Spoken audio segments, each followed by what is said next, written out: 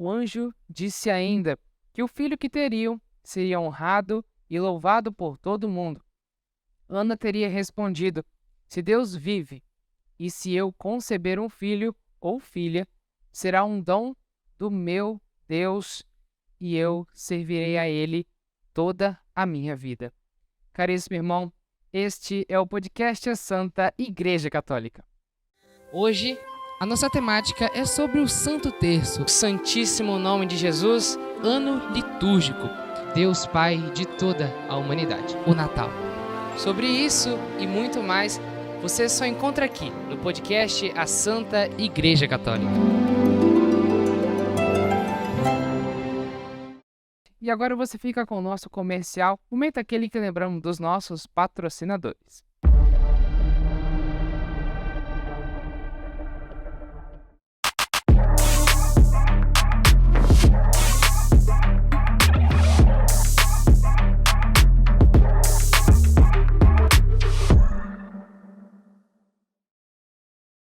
Ponte da Tia, servindo sabores indescritíveis, desde o seu almoço até aquele delicioso açaí de sobremesa. Venha conhecer e se apaixonar. 28 999 59 0129. Também estamos no Plus Delivery a partir das 18 horas. Em nome do Pai, do Filho e do Espírito Santo. Amém. Caríssimo irmão, seja bem-vindo ao podcast A Santa Igreja Católica. É uma alegria muito grande ter você aqui comigo novamente. Hoje vamos compreender melhor sobre a importância da Virgem Maria para a nossa fé e também para a nossa igreja, né? E para nos ajudar a compreender melhor sobre este tema, sobre esta mulher que foi tão importante para nós, para a nossa humanidade, temos a ajuda do meu tio Nivaldo. Pensa, tio, seja bem-vindo. Deus te abençoe, meu filho. É um prazer ter o senhor aqui novamente. O prazer é meu estar aqui com você, sabendo que você está fazendo essa evangelização, levando a palavra de Deus às pessoas, ao qual está saciando muitas pessoas, né? Dando o leite para eles beberem. Não é verdade? Isso aí. Bom, tio, então vamos começar, né? Fazendo agora uma pequena introdução, né? A gente conhece muito bem a história de Nossa Senhora, só que a partir do Novo Testamento, do Segundo Testamento, quando o anjo chega à Virgem Maria e diz: Ave cheia de graça, o Senhor é contigo. E ela, por fim, diz: Eis aqui a serva do Senhor. E aí continua toda a história da encarnação do Verbo Divino. Só que sobre a infância de Nossa Senhora, né, a gente não entende muito bem, não compreende muito bem isso. Então, quais são as origens de Maria, a origem de Nossa Senhora? Então, Rafael, falar de Maria, né? Acho que muita gente alegra o coração falar de Maria. Eu sou um deles. Nós vemos no Novo Testamento, ou no Segundo Testamento, nós vemos muito pouco sobre Maria. Mas tem os evangelhos apócrifos, né, de São Tiago e São Bartolomeu, que falam um pouco. Então, são evangelhos históricos, né, onde fala a história da nossa igreja, ou antes mesmo da nossa igreja. Então, nós vamos conhecendo que todo mundo já sabe que Santa Ana é a mãe de Maria, São Joaquim. Mas de onde veio Santa Ana? Né? Porque existe também nossos amigos, né, de outras denominações que criticam muito e falam assim, como assim que Maria é da origem de Davi, não é verdade? Então questionam muito, porque eles falam assim, Maria não é da origem de Davi, porque no Antigo Testamento a promessa é que o Messias viria, né, da origem de Davi. Então, fazendo grandes estudos, nós vemos que Maria ela é descendente de Arão. Arão é da descendência de Davi. Então, nós vemos que Maria então vem da origem de Davi. Então, porque muitos falam assim, mas é São José que é da origem de Davi, não é assim? Fala, São José é da origem de Davi. E Maria? Maria também. Tanto São Joaquim como Santa Ana, todos dois eram da origem, né, de Davi. Igual Ana, ela era filha de Achar, que é irmã de Esméria, que é mãe de Isabel, e avó de João Batista. Então você vê que ela não foi visitar Isabel. Isabel era tia dela. Esméria, que era da descendência de Arão. Então Maria também é da descendência de Davi. Então, realmente, o nosso Messias veio da descendência de Davi. E vemos também que São Joaquim era um homem, a descendência também da real de Davi. Então, todos os dois, nós vemos nos evangelhos apócrifos, que todos os dois são da descendência de Davi. E, então, os dois se encontram.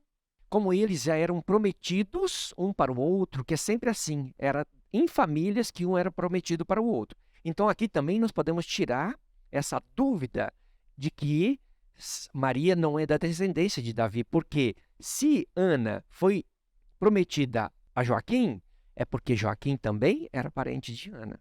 Então ali tira essa dúvida de que Maria não é da descendência de Davi. Tanto Joaquim como Santana eram da descendência de Davi. Então, assim, é uma pequena introdução da origem, que é o que nós sabemos. O máximo que nós sabemos é isso. Que eles são realmente da origem de Arão, né? E Maria é realmente descendente de Davi. Né? Era da cultura, né? Que os casais, né? Que quando eles se casavam, né? Eram da mesma descendência, né? Era uma tradição mesmo isso. Familiar. Familiar. Eles eram prometidos entre famílias. E nós vemos que Santana, ela teria nascido em Belém. E São Joaquim, ele nasceu na Galileia. Entende? Então, um nasceu em Belém e o outro nasceu na Galileia. Isso aí. E depois que eles já se casaram aí, né? Diz a tradição que Santana não poderia engravidar, né? Mas então, a gente sabe que Santa Ana é mãe de Maria. Mas como ela é mãe de Maria se ela não podia engravidar? Então, Rafael, é muito triste um pouco da história, né, de Santana e São Joaquim, porque durante muitos anos, tendo casado, eles tinham um matrimônio, né, durante muitos anos, e eles não conseguiam ter filhos. E antigamente, né, naquela época, era a mulher que tinha uma maldição. Não era o homem, era a mulher. Claro que depois se tornava o casal que tinha uma maldição porque não podia engravidar, né? Mas sempre foi atribuído a maldição à mulher. Por quê? Não tinha os exames que tem hoje, não tinha os testes que tem hoje. São Joaquim era um homem santo e ele também não foi ter com outras mulheres para poder tirar essa dúvida dele. Então, tipo assim, ele assumiu o matrimônio, queira ele ou ela estivesse estéril, ele aceitou até o final. Mas ele sempre em oração, rezando, pedindo a Deus que pudesse agraciar eles por ser pai, ou de um menino ou de uma menina. Mas na oração deles, eles falavam assim: se o Senhor me der um filho, eu vou consagrar ele a ti. Vou consagrar esse filho, vou fazer de tudo para que ele realmente seja esse filho que vai testemunhar que o Senhor é o verdadeiro Deus, né? Ainda na época nós não tínhamos Jesus. Então, era sempre atribuído à primeira pessoa, a Deus, né? E então, teve um dia, Rafael, que São Joaquim, ele foi numa festa. Joaquim aproximou-se do altar para apresentar uma oferenda ao Senhor, mas foi repelido pelo sacerdote que disse ao homem não ter o direito de se aproximar do altar, porque ele vivia na maldição da esterilidade. Então, São Joaquim ele ficou muito envergonhado. E antes de voltar para casa, ele foi para um monte, né? Muito envergonhado, foi para um monte, para um deserto, e ali se reuniu com alguns campesinos e ficou ali. Porque ele achava que todo mundo ia usar mesmo as palavras do sacerdote, né? Então, que ele era amaldiçoado, que ele não podia, que ele não tinha o direito, entende? Então, aquilo machucou muito ele, sabe, Rafael? E aí, o que aconteceu? São Joaquim rezando, um anjo aparece em sonho para São Joaquim e diz que o Deus tinha ouvido, né, a oração dele. Tinha ouvido essa oração e que ele sim ia ser pai. Ao mesmo tempo, já tinha 2, 3 dias que ele não voltava para casa, ao mesmo tempo um anjo também aparece para Santana e fala para ela a mesma coisa, que ela também iria engravidar. E que as orações dos dois chegaram até Deus. Então, eu queria fazer um breve comentário aqui em relação a isso. Não importa quem te julga, mas seja sempre um Joaquim e uma Ana. Acredita na sua oração. Então, você que está ouvindo esse podcast agora, talvez muitas vezes você fala assim: ah, eu rezo e Deus não me escuta, Deus não me ouve. Aqueles estavam rezando com fé. Talvez a sua oração está faltando um pouquinho de fé. Não existe oração que não chega aos ouvidos do Senhor. Mas você precisa, a primeira coisa é acreditar que Ele está ouvindo a sua oração. Esse anjo, né, ele chega para eles e fala assim: eu sou um anjo enviado de Deus. Enviado de Deus para falar que vocês irão ser pai e mãe. Eles separados.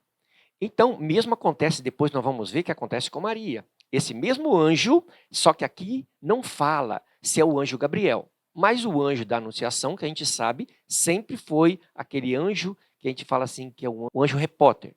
É aquele que reporta tudo de Deus para nós. Então, deve também ter sido o anjo Gabriel, né? Que fez a mesma O coisa. arcanjo Gabriel, né? Muito bem. Deus fala, né? Isso. Então, acredita-se que foi o mesmo anjo, que no futuro a gente vai ver, ele aparece para Maria, ele já apareceu para São Joaquim e para Santa Ana. Foi preparando esse ventre. Maria não veio de qualquer maneira, né? Ele foi preparando esse casal. Esse tempo de esterilidade não era uma maldição. Era Deus preparando esse ventre, porque quem ia entrar nesse ventre era a mãe de Deus. Não era qualquer pessoa. Era a mãe de Deus. Por isso que ele preparou esse ventre. Eles precisaram passar por muitas provas, né? Por muitas provas, para que eles pudessem ficar maduros na fé. E outra coisa, eles cumpriam aquilo que eles tinham prometido. Por quê? Se fosse uma coisa muito fácil, muitas vezes nós recebemos as coisas de Deus fácil, Rafael, e a gente esquece do compromisso que nós temos com Deus. Quando a gente fala assim: ah, Senhor, se o Senhor me contribuir ou me ajudar a passar nessa faculdade, eu vou fazer isso, fazer aquilo outro. E quantos jovens que a gente vê que não cumprem? E aqui, então, esse casal, eles foram passando por essa aprovação ou por esse momento de amadurecimento, para quando viesse, né, Maria, eles sabiam realmente o que fazer. Eu acho muito interessante essa reflexão, né? Que não foi à toa que São Joaquim e Santana eram estéreis, né? Tinha um destino, né? Tinha um motivo muito grande, porque o poder engravidar, o poder ter filhos é um dom de Deus, né? A igreja ainda hoje nos fala o dom da maternidade, né? Então, eu acho muito interessante esse ponto que Deus, no momento certo, abre o ventre de Santana e põe ali a semente de Maria. Sabendo também que esse ventre foi preparado para que ela viesse sem pecado. Sem pecado. Viesse pura, né? A concepção de Maria foi uma concepção pura e viesse sem pecado. A única pessoa na terra que a gente sabe que veio sem pecado ao mundo foi Maria e Jesus Cristo. Mais ninguém. Maria e Jesus Cristo não viveram o pecado original. Depois, né, aquela vergonha toda que eles passavam, ficou tudo para trás.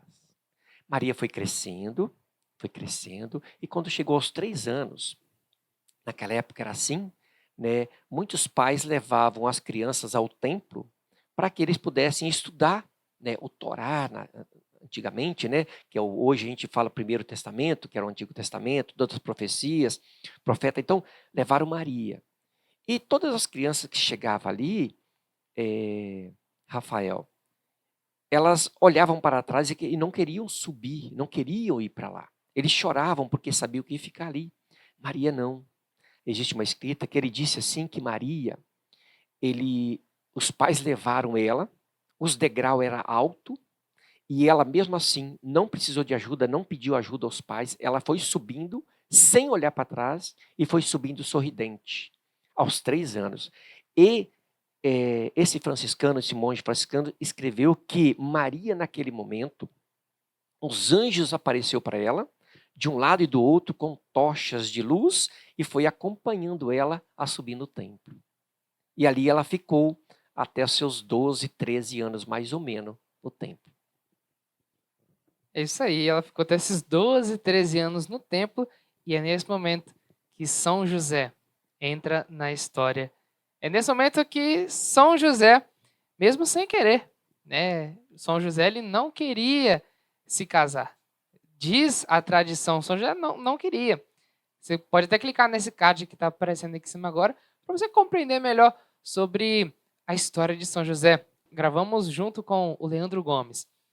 E São José não queria se casar, né? Mas por ser uma tradição, né, de todos os descendentes de Davi se unirem, né? E não simplesmente se unirem, né? Se unirem com um ramo seco em suas mãos. O ramo que florisse seria o escolhido para ser o esposo, nesse caso, de Maria, né? Então, e como todo também, a gente já viu que Santana e São Joaquim foi assim, todos eram prometidos entre família, né? E São José, então aquele ramo floriu e ele foi o escolhido para ser o esposo de Maria. Então, ela foi prometida a São José, né? Foi prometida. E então ele aceitou casar com Maria e Maria, né, também aceitou São José. Ele era um homem íntegro, né, um homem bom, um homem que qualquer pai, né, gostaria de ter uma filha que casasse com ele. Não é verdade? Não porque nós conhecemos ele hoje, talvez nós possamos falar isso, né, ou pensar dessa forma. Mas na época, quem conhecia eles era a família. E aceitou tudo aquilo que nós já conhecemos, né, no Segundo Testamento, que é o Novo Testamento, tudo aquilo que aconteceu. São José aceitou tudo para poder receber o Filho de Deus. São José, né, era um homem justo, né, ele não condenou Maria. Ele poderia muito bem denunciá-la, né, naquele momento já da anunciação do anjo, tal, porque Maria ela não contou para São José que ela estava grávida. Mas ele, por ser um homem justo, iria abandoná-la em segredo. E na mesma noite o anjo vem. Creio que foi também o anjo Gabriel. Deus fala, né, e apareceu a ele e fez com que ele entendesse que era uma obra divina. Eu gosto muito de falar de São José, porque São José nunca teve uma experiência, né, com o anjo ou com Deus. Ele nunca teve uma experiência sem estar dormindo. A experiência dele sempre foi no sono, dormindo. Então, eu tenho falado muitas vezes, quando nós fizemos uma novena de São José aqui também, eu tenho falado muito assim: peça ao Senhor que dê sonhos proféticos para você, como ele deu para São José. Deus gosta de falar em sonhos. Então, antes de você dormir, né, reze nessa noite ou nesse dia que você está vendo aqui esse podcast. Faça essa oração pedindo ao anjo que venha falar para você em sonho aquilo que você precisa ouvir do Senhor. São José estava entre a cruz e a espada. Se ele diz não, eles apedrejavam Maria e matavam, né, porque era assim a época. E São José então ouviu: Senhor, fala para mim que eu te escuto. E ele ouviu então o Senhor falar em sonho. E quem seria Maria e o que estava acontecendo. E aceitou, porque sabia que aquele sonho realmente era um sonho profético, um sonho divino. Bem, e agora já começa a vida terrena de nosso Senhor Jesus Cristo. Quando ele encarna mesmo, o verbo se fez carne. Verbum caro factum est, né? Se fez carne. O verbo se fez carne e habitou entre nós. E aí acontece toda a história de Cristo e depois ele é julgado, condenado por nós e morre para nossos pecados lá na cruz, onde jorra sangue e água, e mesmo assim continua sendo misericórdia para nós. Muito bem, tio. Muito obrigado pela sua participação aqui nesse episódio. Agora, caríssimo irmão, na próxima parte desse episódio compreenderemos melhor sobre a oração à Virgem Maria. Então, muito obrigado, tio, pela sua presença. Foi um prazer enorme ter o senhor aqui. Obrigado, meu filho. Eu que agradeço, né?